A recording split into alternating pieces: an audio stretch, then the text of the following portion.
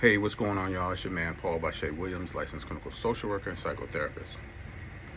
Day 3, Men's Mental Health Month.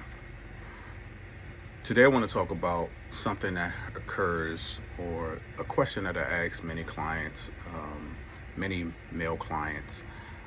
I ask them in therapy, do you know what it feels like to be protected, or do you even understand the concept of being protected? And a lot of times they say no. A lot of times they say, I'm the protector. Protection isn't for me, protection is provided by me. So they really don't understand that. Even when I'm working with a couple and I may ask a wife, how do you protect your husband? And she may not have the answer. She said, he protects me. And so we kind of dig deep and dive into that to really understand what protection looks like for a man. And I've spoken at several conferences recently. Majority of there have been women, and I asked them, how do you protect your partner? And a lot of times they don't know how. They don't know what to say. And it's very deep rooted in why men and boys don't know what it feels like to be protected. I want to go through some things and I want to give some scenarios as well. Um, but the first thing is social conditioning, right?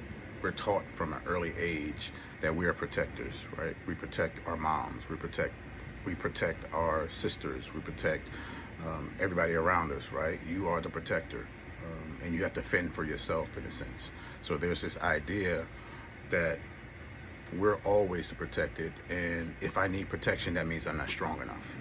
That's literally the messaging that we get from a young age.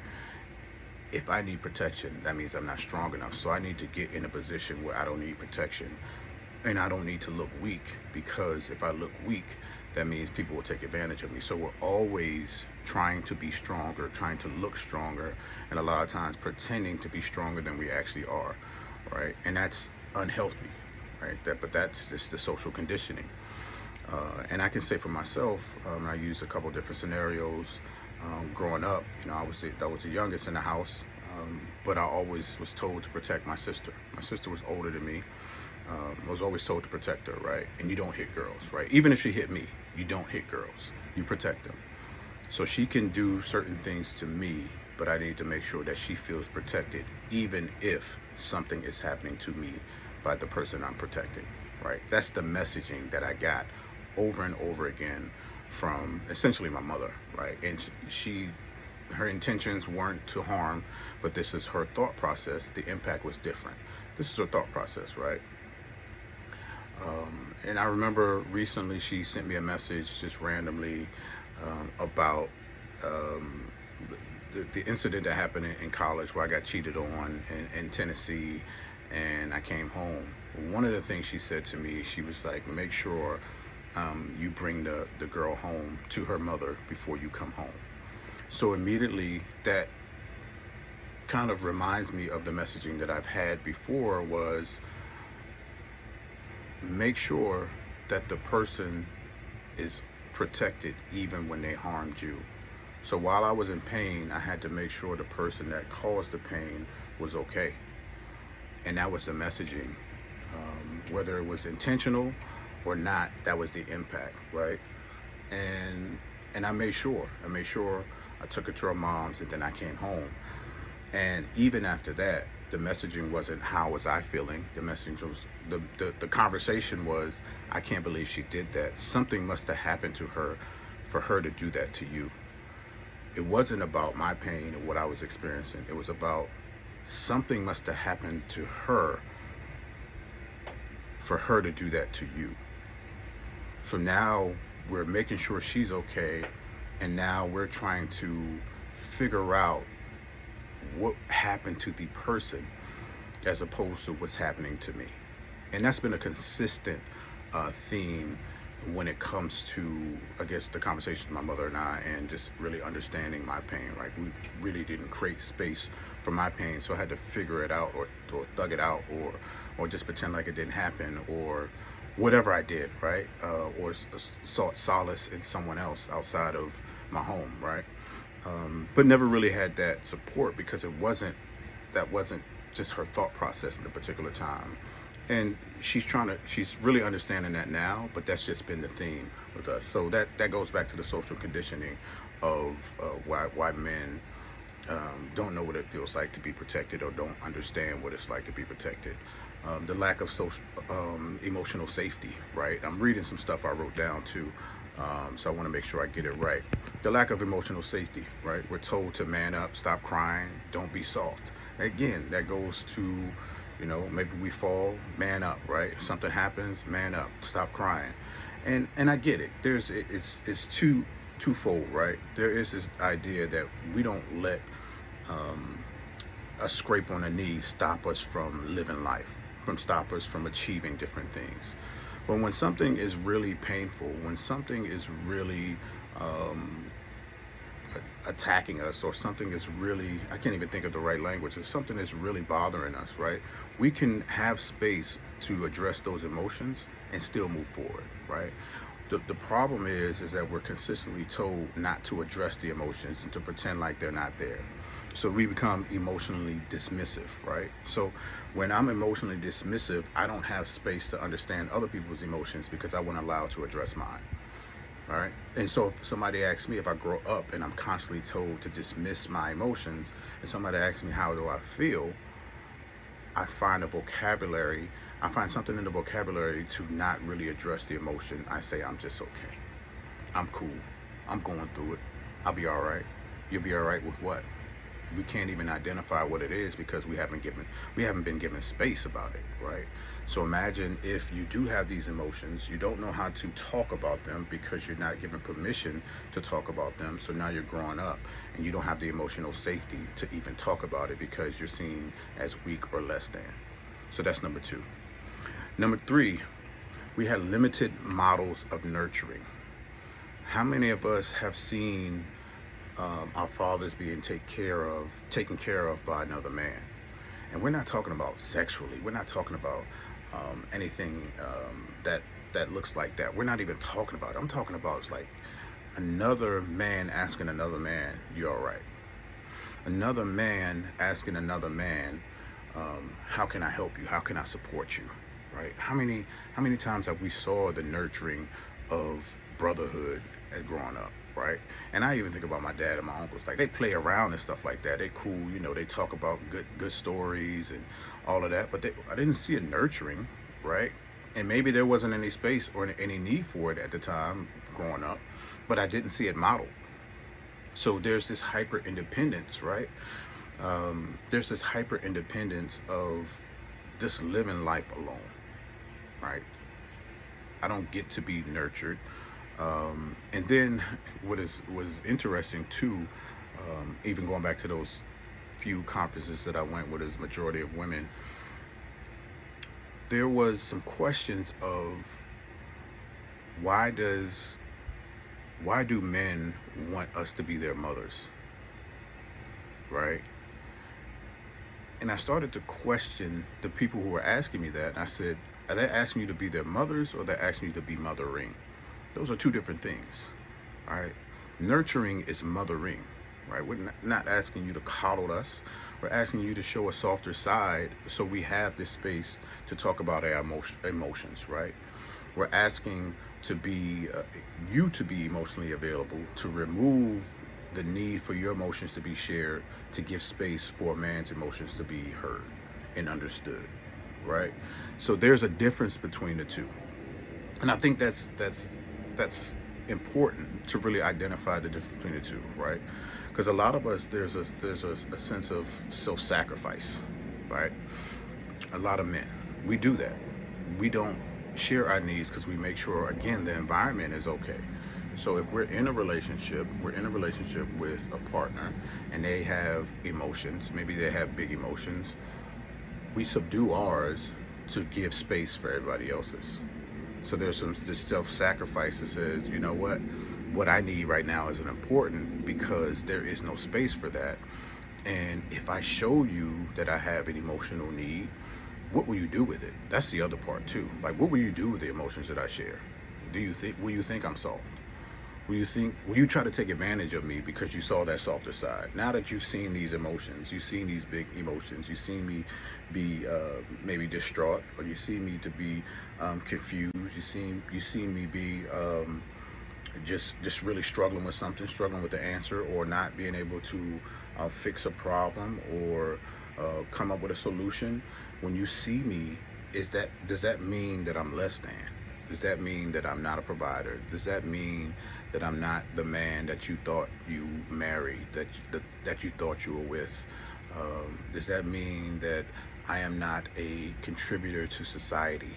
Does that mean that I'm still a little boy because I still have little boy emotions, right? What is what is that saying to you when you see a man who looks like he's having a hard time? What does it look like when you see a man that's recluse? When you see a man that's struggling? When you see a man's tears? What do you do with those tears, right? What do you what are you telling yourself? Um, because those are questions you really need to dig down in your soul, dig down deep in your soul, and ask yourself, what does an emotional man mean? What does that mean to me? What does that look like? Can I handle someone who is emotionally intelligent, right? Someone who knows how to identify what emotions are connected to behaviors, outcome, experiences. What do you do with that? What do you do when a man is very clear about how he feels and it's something that you've never heard before? Can you sit in his emotions without um, finding yours? Can you sit in his emotions without trying to replace his with yours? Can you sit in his emotions without needing the attention of yours? Ask yourself that when you get in these relationships or when you're single. Ask yourself, can you create space for a man's emotions if you've caused him harm, whether it's something you said or something that you did? Can you sit in the fact that you hurt him? Or do you need to find some emotions to justify your actions that hurt him? Or again, do you need to replace because of your shame, because of your experiences? Do you need more emotional attention than the emotions that's deserved at that particular time? Just a couple questions, but I'm gonna get back to this. But hyper independence and survival. So, in a culture that often devalues men's emotional needs, many developed a kind of hyper independence, right? That's what we call our armor. We protect ourselves because we believe no one else will. We believe no one else can. We've been shown that, we've experienced that. We've been emotionally available and it's been taken for granted or taken advantage of, right? So we live in some isolation, burnout, and quiet suffering. I've been there. And sometimes I go back there. Sometimes I sit in burnout, isolation, and quiet suffering, right? Because there isn't always space for my emotions because I have so much on my plate. I got to make sure everybody else is okay. And I have to check myself with that, right? And I talk to my therapist about it, but it's habitual. It's a cycle, right? If I'm used to doing that, sometimes I go back to what I'm used to, but there's an opportunity to find space for my emotions and give it what it deserves. The last one is fear of rejection or mockery, right? It's not safe to need anyone because if I need someone, I may be laughed at, rejected, dismissed, or abandoned, right? If I say, hey, I need you, and you tell me you got it, then what message does that send me? If I tell you I need something and you tell me you don't have time for that because you have your own stuff going on, what does that say to me? A lot of men are experiencing these different things in and out of relationships through society, and we tell ourselves because of our experiences that we will be rejected, we will be dismissed, we will be laughed at, right? Think about a childhood experience where you showed emotion and your friends laughed at you. Maybe you fell down and maybe something happened, I don't know.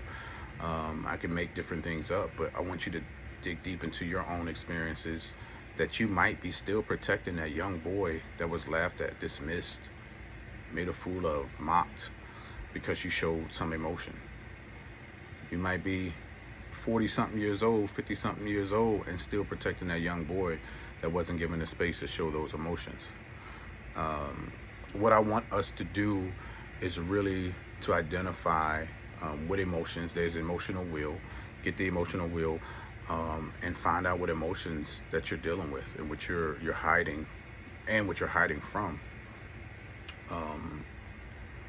Yeah, I wanted to talk about that. Some other things. Unclear language for what protection even means, and that's the thing. Like when we think about protection, we automatically go to physical. Um, but it's way more than that. It's mental, it's spiritual, it's financial, um, emotionally, right? So here's some things that I came up with: being believed, being stood up for, being emotionally held, having someone shield you from harm, even if it's just from shame or failure. Many men don't know how to name those needs, let alone ask for them. When's the last time you asked for any of those? Just curious, man. When is the last time you asked for any of those, and what was the response? How many of us are living in shame right now for not being able to complete something, or feeling like we failed at something, or losing at something? How many men are walking around in shame, hiding behind the shades, right? Hiding behind the designer, hiding behind the cars, hiding behind the big house, hiding behind all those things, um, just hiding. I think it's time that we really come out of that and not be afraid to say, this what hurts. This is where I struggle. I'm not saying open up to the world. I'm saying find someone you can open up to, and maybe it's in therapy, maybe it's not. Maybe it's in community. Maybe finding another brotherhood, right? That you feel that you can trust, that you feel like you can grow, or you feel like you're supported, and you feel like you're loved. Maybe that's it. Um, and you know what's interesting? Even going back, I think about, as a young boy, I know why some of my peers joined gangs. Brotherhood, protection, right? You join gangs because you feel protected. You feel like you're belonging to something. Even though you're joining something that may be dangerous, at least I won't be afraid alone. At least I won't be, I can't be, there's a wasp. I can't be sitting alone, and because if I'm alone, then I'm susceptible to being attacked. Right? So let me join this gang. At least I have someone, or have some people that'll go to war with me. Right? That's brotherhood, right? That's protection, right? And I think about, and even in older age, why some men are joining fraternities and joining different things. There's a sense of belonging. There's a sense of brotherhood. There's a sense of community, right? People long for that. So many people are sitting in isolation, even when they're doing great things. And people may be thinking they're surrounded by support and love, but once they leave that room, once they turn off the TV or whatever, they're isolated. They still need companionship. They still need connection. They still need community. A lot of times we're stuck in this isolation because that's all we know. There's this fear of being seen, because if I'm being seen, that means somebody will take advantage of me because it happened before. That answers a lot of questions to a lot of men when they're joining fraternities, joining gangs, joining clubs, joining these other things, because they need community. They need to feel protected. When I'm around my brothers, I feel protected. That's the thought process. When I'm with my people, I feel protected, right? I think about athletes. When you're on a team, you feel protected. You got a brotherhood. You're not alone. But what happens when you got to hang up the cleats? What happens when you got to hang up the sneakers for basketball? What happens when you have to put the bat away. Now you're back in isolation, and you need community. You need brotherhood. You need to feel protected. You need to feel supported. You need like minds. You need somebody that you can connect with. That's why people join different things at different stages of their life, because they're tired of living life alone. So this is what protection looks like for men, right? A partner who says, "I got you, rest." Whew. I know there's a lot of men that can relate to that. I got you, rest, just rest. A friend who steps in when you're being disrespected, bro. Like, yeah, if I'm being disrespected, you see it, like, yo, don't disrespect my man. I remember hooping at Plum Guard Community Center way back in the day. I was always quiet. I like my game to make noise, right? I'm not doing all that rah-rah, like talking, unless it gets too serious, right? But I remember we was hooping, and a dude older cat came to the neighborhood, and I was just hooping, right? So we was all playing, and he was talking, but I was just giving buckets. And one of my homeboys, I forgot his name, man. If I see him, I gotta hit him up and tell him this story. He was older. A lot of people were older than me when we hooped, but he was like, "Don't nobody talk to Paul. Nobody talk about Paul. Leave that man. He just come here quiet, hoop, and giving y'all buckets. Anybody say something to Paul, you gotta say something to me." Man, you don't know how good that felt. And he was one of the dudes everybody listened to too. He was one of them dudes. He said, "You leave Paul alone." And I was like, that's what protection looks like. Now I'm just hooping, because somebody else is mad because I'm giving them buckets and I'm younger, but I got somebody that's stepping in for me. That's what protection looks like. A therapist who sees your pain without judgment. Yeah. A community of men who hold each other up without competition. A lot of us are in competition for no reason. I think just globally, men get into competition just for no reason.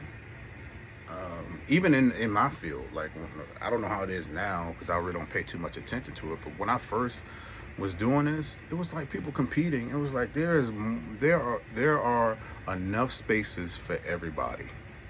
And I want to repeat that. There are enough spaces, and there is enough space for everybody to eat. We don't have to compete, especially we're 1%. Like, I don't understand this. I don't understand that. Yeah. Anyway, a mother, wife, brother, or son who listens and affirms. You deserve care too. So, I know I said a lot, but I wanted y'all to get that. There's a wasp going, so that means I have to go. I'll see y'all later.